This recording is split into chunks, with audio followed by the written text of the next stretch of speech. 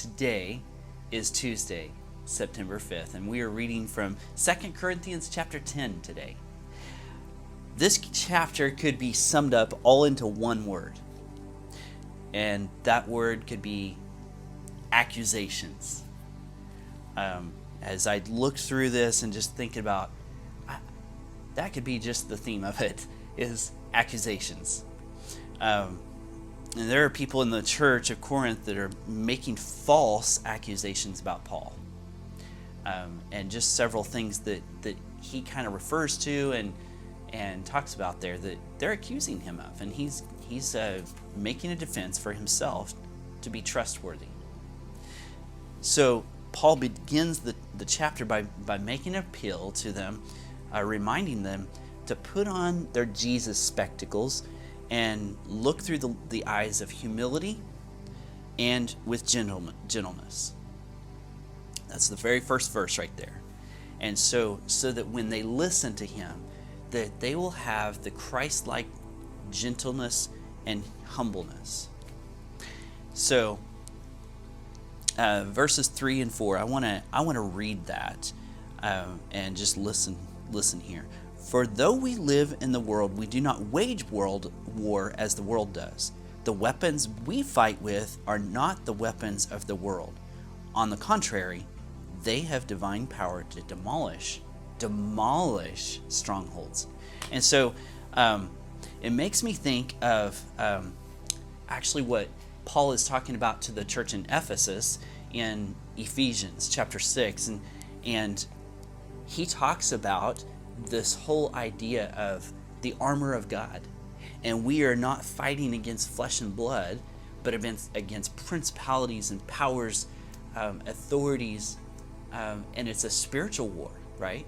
And he goes on into that chapter talking about the armor of God that God gives us. In here, in verse 3 and 4, he kind of talks about a similar thing. We are waging war not as the world does. We are fighting a spiritual war, and so helping the people of Corinth to realize and think about that, hey, there is something so much more important here that at stake. We are at a spiritual war, and so he wants to help them to remember that, and with their Jesus spectacles on, thinking humbly and gently, to be reminded that Paul loves us. He cares about us, and he is who he says he is, following Jesus. So the latter part of this chapter, he speaks of boasting. He goes into talking about using the word boasting a lot. For the next couple of chapters, he's going to use that word a lot, about boasting. And part of the accusation that the Corinthians have been giving him is that he's boasting about work that other people have done. The super apostles, the ones that, they're more credulous than he is. But he says, you know what? You guys know that I am the one that led you to hear the truth for the first time. And so he helps them and gives the argument to try to help them to understand that's a false accusation. And they need to understand that. And then he takes the subject of telling them not to boast about anything except about what the Lord does. And that's in verse 17 and 18. So not boasting about anything except for the work of the Lord and what the Lord has done. Not about what we do, but what God does. Always giving credit and glory to God. So with that being said, what do we learn about God? And first of all, we know that right off the bat that Jesus is humble and he's gentle, and he expects his followers to be the same. He is expecting us as his followers to lead well through humility and service and gentleness as we speak to others. So another thing that we learn about God is God gives us the weapons and full armor to demolish the spiritual strongholds, as he talks about here, but in our own lives, God gives us those tools. Um, so the Lord gives each of us a mission to serve. This is something that we can learn about God, is that He gives you, He gives me, He gave these Corinthians a mission to be able to serve. And we are obedient as His followers to His mission, not our own thing. He wants us to be obedient to His mission and to not come up with our own thing and go our own direction, but to be fixing our eyes on Him and realizing that is the direction He's calling me to go on this journey. I want to bring up to what is our next step? What does this take us to and to think about? Well, I think verse 5 is our next step, and I want to read that with you. It says, "We demolish arguments and every pretension that sets itself up against the knowledge of God. And," here it is, "we take captive every thought to make it obedient to Christ." We take every thought to make it obedient to Christ. So I want you to think about that and make that your next step, to take every thought and make it obedient to Him. And so when people are trying to argue or badmouth someone, you're empowered by God. You're empowered by God only if you take captive every thought and make it obedient to Him.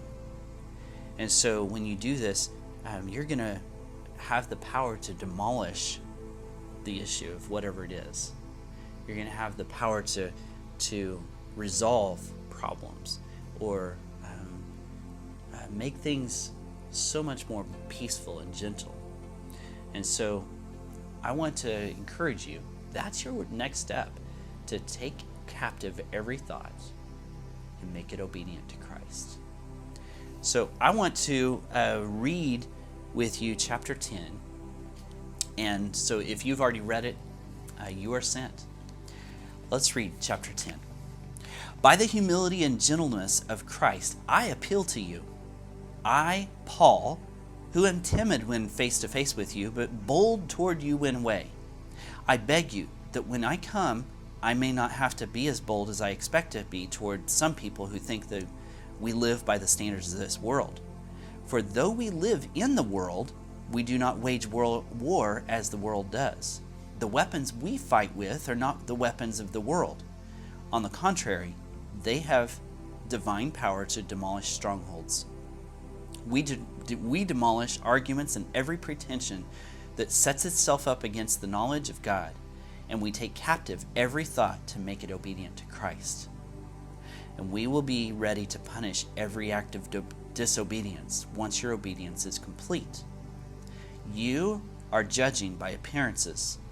If anyone is confident that they belong to Christ, should consider again that we belong to Christ just as much as they do. So even if I boast somewhat freely about the authority that the Lord gave us for building up rather than tearing you down, I will not be ashamed of it. I do not want to seem to be trying to frighten you with my letters. For some say his letters are weighty and forceful, but in person he is unimpressive, and his speaking amounts to nothing. Such people should realize that what we are in our letters when we are absent, we will be in our actions when we are present. We do not dare to classify or compare ourselves with some who commend themselves. When they measure themselves by themselves and compare themselves with themselves, they are not wise. We, however, will not boast beyond proper limits, but will confine our boasting to the sphere of service God Himself has assigned to us, a sphere that also includes you. We are not going too far in our boasting, as would be the case if I had not come to you, for we did get as far as you with the gospel of Christ. Neither do we go beyond our limits by boasting of what work done by others. Our hope is that as your faith continues to grow, our sphere of activity among you will greatly expand, so that we can preach the gospel in the regions beyond you. For we do not want to boast about work already done in someone else's territory, but let the one who boasts about the Lord, let the one who boasts in the Lord. For it is not the one who commends himself who is approved, but the one whom the Lord commends. What an incredible passage. Let's pray. Father, we thank you for giving us this word and being reminded that in our walk with you, that we seek you, and that as we want to turn our minds to the mind of Christ, that we take hold of that and we become obedient to you. So help us in our lives to control our minds, to be set on your mind, and that in our leadership, in the people around us, that we would help others to see your truth, and that you are the way, and that we follow you because that's what you deserve. You deserve our worship. So, Father, I pray that you help us to take next steps each day toward you. And we thank you for your love for us and your grace and your forgiveness. It's in Jesus' name we pray. Amen. Church, until we see you again, you are sent.